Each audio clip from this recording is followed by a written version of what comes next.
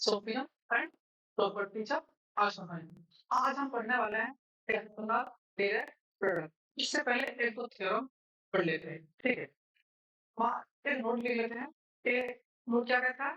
Suppose S and के कोई दो सबग्रुप है एंड उसका ऑर्डर, अगर उसका ऑर्डर रिलेटिवली प्राइम है, देन उसका इंटरसेक्शन में ओनली आइडेंटिटी आना चाहिए।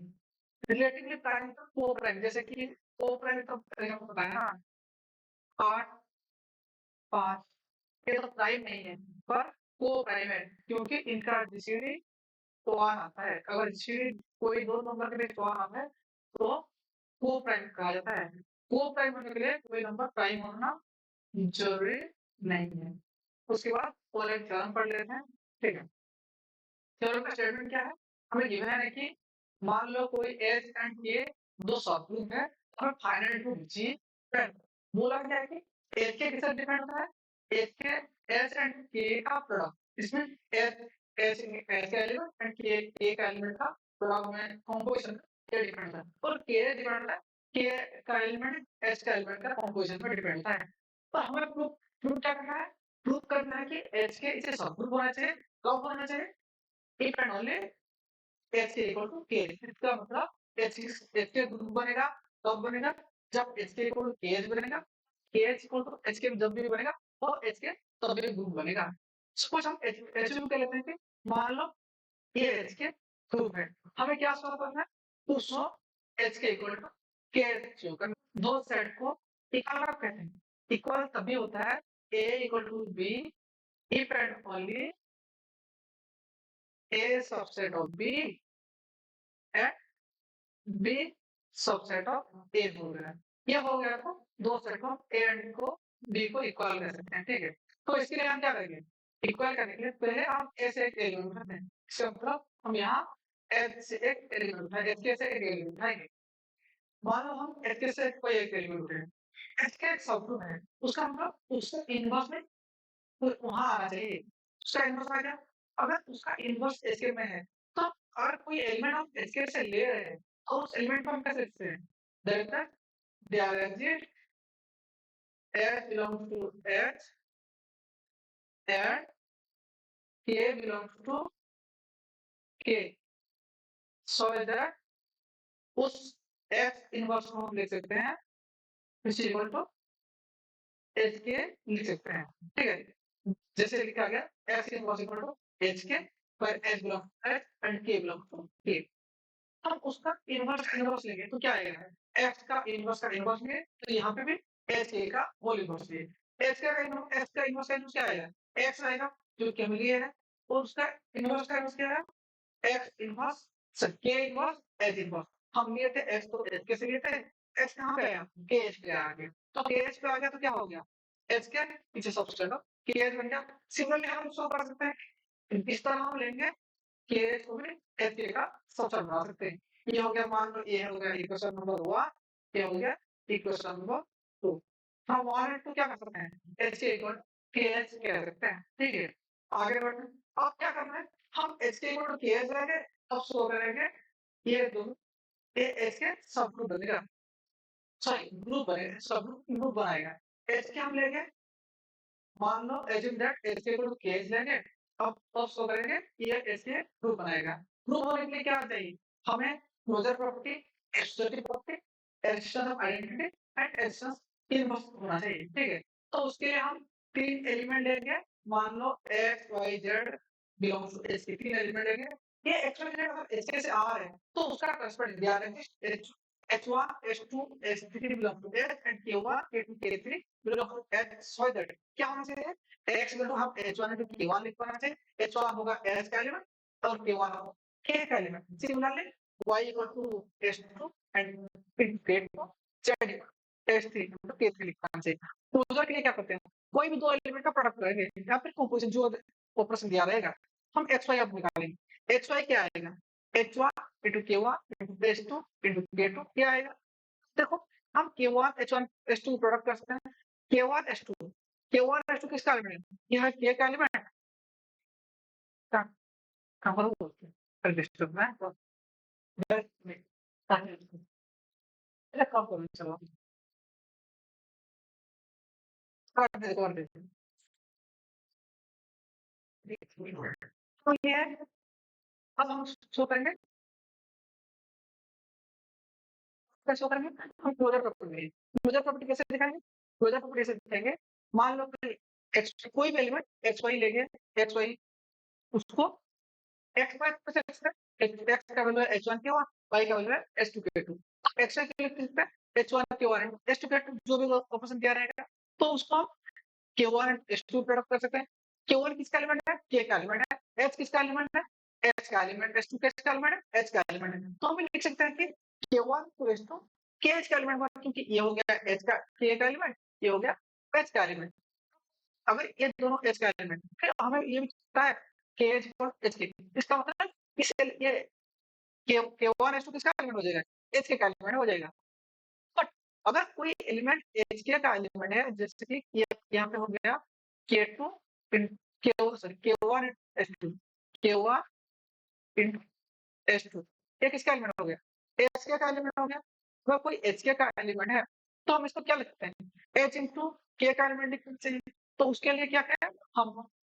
के वन एच टू को एच फोर इंटू के फोर, कोई दो एलिमेंट एच फोर है एच का एलिमेंट और के फोर है के का एलिमेंट, उसके प्रोडक्ट में लिख सकते हैं। तो इसको क्या किया, अब इस टोटल एलिमेंट को हम लिखे हैं, इस एलिमेंट को लिखे, ना कि हम के वन को एक्सप्लोर किया है एस टू के फोर किया, ये नहीं किया हमने।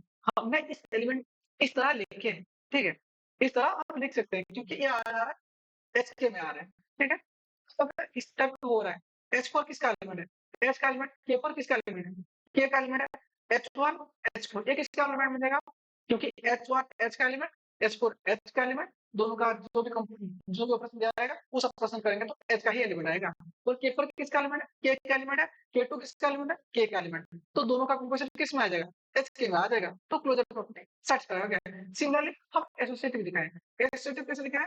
कोई एक्स वाई जेड तीनों ले, पहले एक्स वाई को कॉम्बिनेशन के एंड उसके बाद जेड को। एक्स वाई को कॉम्बिनेशन के एक्स एक्स का वैल्यू है एच वन के वन, एच वाई का वैल्यू है एच टू के एंड जेड का वैल्यू है एच थ्री के थ्री। उसके बाद हम उसको ऑपरेशन किए तो इस तरह बन गया, और हम आगे इसको लिख के इसको इस तरह लिख सकते हैं, और ये क्या बन गया? एक्स वाई जेड बन गया। तो ये एसोसिएटिव प्रॉपर्टी भी सेटिस्फाई कर गया। सिमिलरली हम उसको अब क्या करेंगे? Instance identity. आइडेंटिटी कैसे दिखाएंगे? हमारे पास एच एंड की दो सबग्रुप गिवन है। अगर सबग्रुप गिवन है, जी का ही सबग्रुप है, तो उन दोनों ग्रुप में आइडेंटिटी आना चाहिए। इसलिए एच में भी आइडेंटिटी आया, के में भी आइडेंटिटी आया। दोनों एच जी का ही सबग्रुप है, इसलिए आइडेंटिटी एलिमेंट सेम ही होगा, ना कि एच का और के का अलग अलग होगा, ठीक है। कोई भी एच के लिए अब क्या लिया, कोई भी एच के लिए एच के कहाँ से लिया? कैपिटल एच के से लिया, एच के इंटू आइडेंटिटी प्रोडक्ट के, तो ये आइडेंटिटी एच के आइडेंटिटी के साथ के बन गया, फिर अब के इंटू आइडेंटिटी क्या बन गया? एच के बन गया। इसके मतलब एच के इंटू आइडेंटिटी एच के बन गया, ठीक है। सिमिलरली हम ये कर सकते हैं कि आइडेंटिटी इंटू आइडेंटिटी एच के, ये भी एच के आ जाएगा, फॉर ऑल एच के बिलोंग्स टू एच। इसका मतलब ये दोनों जो ई इंटू ए है, इसका आइडेंटिटी बन गया, ठीक है। ये ई इंटू ई किसका आइडेंटिटी है? ई इंटू ई है एच के का आइडेंटिटी है, ठीक है। अब एक्स्ट्रा सब इन्वर्स दिखाएंगे। हम कोई दो एलिमेंट लिए, H belongs to H and K belongs to K लिए। एच सबग्रुप है, इसलिए यहाँ पे एच इनवर्स पे इस पे आ जाएगा, देखो एच एंड के आर सबग्रुप, सबग्रुप और किसका? जी का। जी का सबग्रुप है, इसलिए उन दोनों का इनवर्स पे इस पे एग्जिस्ट कर गया, ठीक है। अगर इनवर्स एग्जिस्ट कर गया, ये है एच, एच इनवर्स है एच का एलिमेंट, के इनवर्स है के का एलिमेंट। अगर के इनवर्स इनटू एच इनवर्स करेंगे तो के एच का एलिमेंट आएगा, ठीक है। अब देखो कि हमें तो पता है कि एच इक्वल टू एच के पता है, इसलिए ये के इनवर्स एच के भी आ जाएगा। हम देखते हैं ना, हम लिए क्या लिए? एच के इंटू के इनवर्स एच इनवर्स, ये हो गया एच के का एलिमेंट, ये भी हो गया एच के का एलिमेंट, ठीक है। उसको प्रोडक्ट करेंगे तो क्या आएगा? के इनवर्स आइडेंटिटी बन गया, उसके बाद H into identity H inverse, ये आइडेंटिटी बन गया। सिमिलरली हम अगर लेंगे के inverse H inverse into H के, ये भी आइडेंटिटी बन जाएगा फॉर ऑल एच के लिए। इसका मतलब हमारे पास फॉर ऑल एच के लिए there exist K inverse H inverse belong to H K, so that x inverse k inverse k inverse h inverse h के which equal identity which equal to h k inverse h inverse.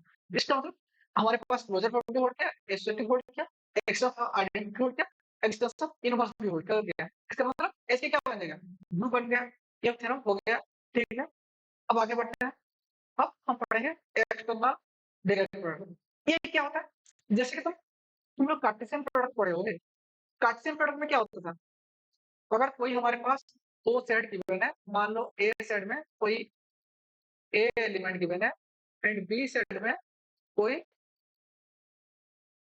B element given है, इसका मतलब ए Cartesian product में क्या बन रहा था, A B और पेयर टाइप का एलिमेंट बन रहा था। सो इधर ए कहां से आ रहा था, ए से आ रहा था एंड बी कहां से आ रहा था, बी आ रहा था कैपिटल बी से आ रहा था। ठीक है, अब यहाँ क्या बनेगा, वहां कोई भी दो सेट होता था। अगर हम उस चीज को अगर कोई ग्रुप में डिफाइन करेंगे, मान लो कोई G1 G2 Gn हमारे पास n number of group given है। ठीक है, और उस जो G1 G2 ये सारे ग्रुप का एक्सटर्नल डायरेक्ट प्रोडक्ट क्या बनेगा, इसको हम लिख सकते हैं G1 ADP, इसको एक्सटर्नल डायरेक्ट ADP भी पढ़ सकते हैं, इसको ADP कहा जाता है, ADP। इसको रिप्रेजेंट कैसे करते हैं, ये बस क्लॉज देके उसमें गोल सर्कल कर दो। ठीक है, तो ADP उसको लिखा था G1 ADP G2 ADP G3 Gn, फिर उसको डिफाइन कैसे किया था, जैसे कार्टेशियन डिफाइन करते हैं, ये G1 G2 एक प्रोडक्ट पेयर हो गया, सच दैट ये क्या Gi, जो कोई भी Gi वो बिलोंग्स टू का बिलोंग कैपिटल Gi से कहलाएगा, और for i equal to 1 to n, और उसको सेट को क्लोज कर देना है। ठीक है, ये हो गया तुम्हारे पास ADP हो गया, इसको बोला जाता है एक्सटर्नल डायरेक्ट। उसमें एलिमेंट का कंपोजिशन कैसे होता है, मान लो कोई दो एलिमेंट दिया हुआ है हमारे पास G एंड D, G कैसे डिफाइंड है, n ग्रुप में दिया गया था G1 Gn है एंड G कैसे G1 का G2 Gn है, फिर G into G क्या बनेगा, उसको वो बनेगा पहला एलिमेंट पहले का कंपोजिशन होगा, सेकंड के साथ आखिर बुला ले तो क्या बुला ले सब कंपोजिशन होगा। फॉर एग्जांपल हम निकाल लेते हैं, जैसे कि U8 ADP U10, U8 का हमें पता है उसका एलिमेंट 1 3 5 एंड U10 का है 1 3 7 है, उसका एडीपी कैसे निकालेंगे, 1 के साथ 1 एक बार बन गया, 1 के साथ 3 बन गया, 1 के साथ 7 बन गया, 1 के साथ 9 बन गया। सिमिलरली 3 के साथ 1 बन गया, 3 के साथ 5, 3 के साथ 1 बन गया, 3 के साथ 3 भी बन गया, 3 के साथ 7 बन गया, 3 के साथ 9 बन गया। सिमिलरली फिर वही सब 5 के साथ 1 बन गया, 5 के साथ 3 बन गया, 5 के साथ 7 बन गया, 5 के साथ 9 बन गया। उसके बाद फिर 7 के साथ 1, 7 के साथ 3, 7 के साथ 7, 7 के साथ 9 बन गया। अब तुम लोगों को फाइंड करना है U8 अब अगर उसमें कोई एलिमेंट दो एलिमेंट का प्रोडक्ट कैसे किया जाता है, उसमें तो एलिमेंट का U8 ADP U10 में अगर हमें निकालना है 3 7 5 7, पहला एलिमेंट पहले एलिमेंट के साथ कंपेयर होगा, सेकंड के साथ। पहला ग्रुप क्या था, U8 था, तो U8 भी मल्टीप्लिकेशन लो 8 में 3 to 5 या मल्टीप्लिकेशन लो 8 में था, पहले ग्रुप का, सेकंड वाला सेकंड में। ठीक है, ये हो गया 7 + 7 U10 का हो गया। ठीक है, अब ये बन गया 3 × 5 = 15, 8 में डिवाइड करके 7 एलिमेंट रहा 749, 10 में डिवाइड करके 9 एलिमेंट रहा, तो इस एलिमेंट क्या बनेगा 3 7 × 5 7, उसका वैल्यू है 7,9 है। ठीक है, इस एलिमेंट के साथ सिमिलर है। अब देखते हैं, मान लो कोई n नंबर ऑफ ग्रुप का एडीपी निकालना है, ये ग्रुप बनेगा। ठीक है, कैसे बनेगा आप देखेंगे, मान लो कोई दिया गया है G = G1 G2 Gn ADP दिया हुआ है, एडीपी मतलब external direct product of n number of group दिया हुआ है, और उसमें मल्टीप्लिकेशन कैसे हुआ, कैसे होता है, G1 दो एलिमेंट मान लो, ये एलिमेंट एक ले लिया, ये भी एक एलिमेंट, उसका प्रोडक्ट होता है पहले के साथ कंपोजिशन, सेकंड के साथ, आखिरी वाले के साथ, और कोई भी एलिमेंट अगर G से लिया गया है उसको हम ग्रुप शो करेंगे। और कैसे शो करते हैं, क्लोजर वही सिंगुलर प्रोसेस, क्लोजर दिखाएंगे, एसोसिएटिव दिखाएंगे, एक्शंस ऑफ आइडेंटिटी दिखाएंगे, एक्शंस ऑफ इन्वर्स। क्लोजर कैसे बनेगा, मान लो कोई भी एक एलिमेंट हम ले लिए, दो एलिमेंट ले गए हैं GI and GI dash. GI dash, GI मतलब क्या? जी1 जी2 जी1 जीएन तक जा रहा है, और जीआई डैश मतलब जी1 जी2 जीएन जी1 डैश जी2 डैश और जीआई डैश के साथ। ये हो गया हमारा ये कैपिटल जी, एंड ये हो गया ये जी डैश बन गया। तो दो एलिमेंट का हम प्रोडक्ट कर रहे हैं। एलिमेंट का कॉम्बिनेशन कैसे होता है? पहला पहले के साथ, सेकंड सेकंड के साथ। इसका मतलब पहला पहले जीवन अगर जीवन से है, जीवन है, जीवन के साथ है, तो उन दोनों का कंपोजिशन भी जीवन में ही आएगा। जी2 के साथ है, जी2 में है, तो दोनों का कंपोजिशन जी2 में ही आएगा। सिमिलरली जीएन से है, और जीएन डैश भी कैपिटल जीएन से है, दोनों का कंपोजिशन भी कैपिटल जीएन में ही आएगा। तो ये क्लोजर प्रॉपर्टी होल्ड कर गया। उसके बाद एसोसिएटिव के लिए हम 3 एलिमेंट ले रहे हैं, जी, एच, के। जी ले रहे हैं, अगर हम पीडीपी से ले रहे हैं, तो ईडीपी में क्या आएगा? जी1 जी2 स्टेट का एलिमेंट आएगा। एच अगर पीडीपी से ले रहे हैं, तो H1 H2 स्टेट का एलिमेंट आएगा। के भी सिमिलर ईडीपी से ले रहे हैं, तो K1 K2 स्टेट का एलिमेंट आएगा। ठीक है, अब उसको स्टेट कैसे दिखाएंगे?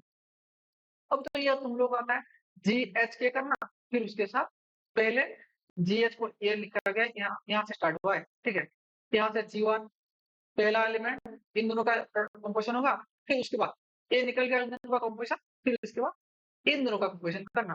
फिर इससे ये ब्रैकेट छोड़ दिया है, यहाँ ब्रैकेट दिया है। ठीक है, जी को सेपरेट लिख लिया, और एच के वाला एलिमेंट को सेपरेट लिख लिया। फिर आप क्या करेंगे? जी1 जी2 ए इसको ऑर्डर करेंगे, H1 H2 ऐसा इसको कर दिया, क्योंकि हम केवल इसको लिख दिया, और जी का जी1 इसका वैल्यू जी है, इसका वैल्यू एच है, इसका वैल्यू के है। इसका मतलब एस की प्रॉपर्टी भी होल्ड करेगा। अब क्या दिखाएंगे? Instance of identity. सिर्फ इस जीआई से ग्रुप है, उसका मतलब सारे ग्रुप में एक आइडेंटिटी होना चाहिए। उस आइडेंटिटी मतलब उस आइडेंटिटी को लेके हम पीडीपी में आइडेंटिटी कैसे बनाएंगे? आइडेंटिटी को आइडेंटिटी बनाएंगे, ई इक्वल टू ई1 ई2 इस तरह का हम आइडेंटिटी लेकर ये किसका आइडेंटिटी बनेगा? ये जो पीडीपी है जी1 जी2 जीएन इसका आइडेंटिटी बनेगा। इनवर्सली क्या है? सबसे सारे जीआई एक ग्रुप है, और I equal to 1 to n तक है, ये ग्रुप बन चुका है। इसका मतलब सारे जीआई के लिए एक जी इनवर्स एग्जिस्ट करना चाहिए। एक for all GI belong to GI, they are exist, इसमें एक एग्जिस्ट करना चाहिए, दे are exist.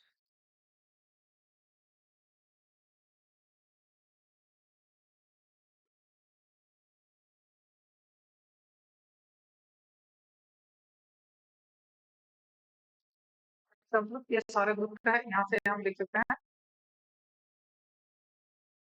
For all GI belong to GI, they are exist, GI inverse belongs to GI, such that GI into GI ର inverse which is equal to GI का inverse into GI which is equal to identity आना चाहिए। ठीक है, हम अब इस GI को लेके हम क्या किए? फॉरवर्ड GI को तो ये हो गया डायरेक्टली जी इनवर्स क्या है? G1 inverse equal to GI inverse into GI G G inverse is equal to G inverse into G कुछ इक्वल आइडेंटिटी आना चाहिए। अब ये आ गया, तो इसका मतलब हमारा क्लोजर होल्ड कर गया, एक्सट्रैक्टिव होल्ड कर गया, एक्सटेंस ऑफ आइडेंटिटी होल्ड कर गया, एक्सटेंस ऑफ इनवर्स होल्ड कर गया। इसका मतलब ये जो एक्सटर्नल डायरेक्ट है, ये भी एक ग्रुप बन गया।